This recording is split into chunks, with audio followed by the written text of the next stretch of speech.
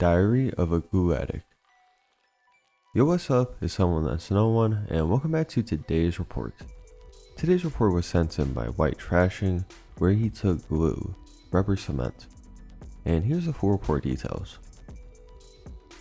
Alright, welcome back to another glue report. We haven't had one of these kind of inhaler reports in a while now, and a glue report probably since we started this channel. But we got this sent to us, and White Trashing has some things to share. Which, for whatever reason, some of these inhaler reports can bring up some of the most bizarre but intricate hallucinations. And I mean to the point where it gets deeply philosophical and existential. And this is kind of what happens with this report to a degree, where I really don't know which, if any, hallucinogen I would compare this state with. It's a really interesting report, and one I'm sure you'll enjoy. So without further ado, let's dive right into this.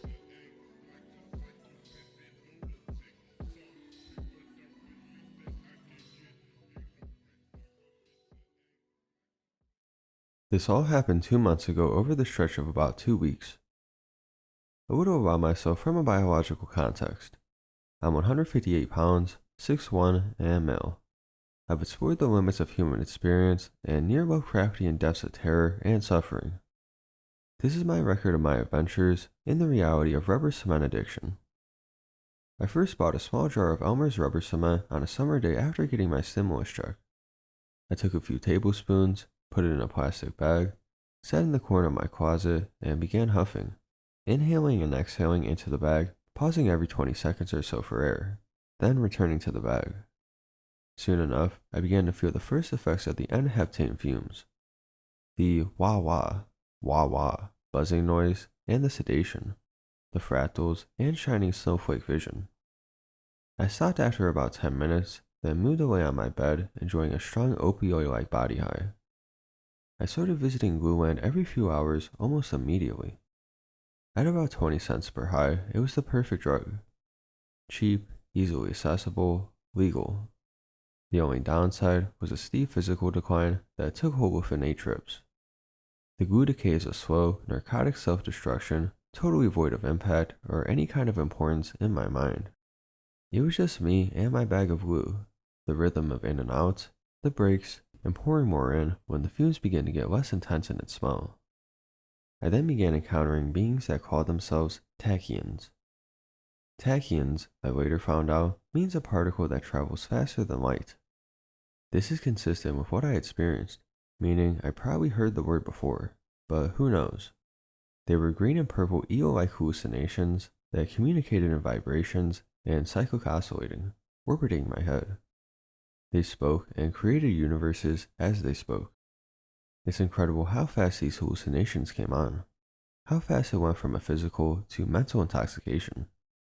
It was a, to pardon the explicative, mindfuck. It was having sex with fumes on a psychic level. The tachyons went from green and purple to yellow and black and melded together, taking shape as a woman that mounted and began to ride me.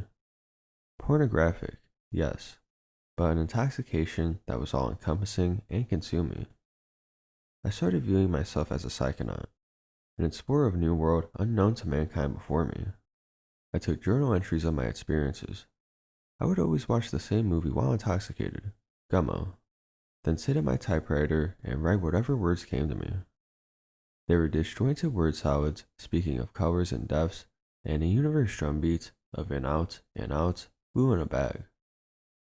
I saw a wagon train traveling across a plain of pencil sketched grass while flaming birds and smoke vultures rose up from tar trees in search of the wreckage.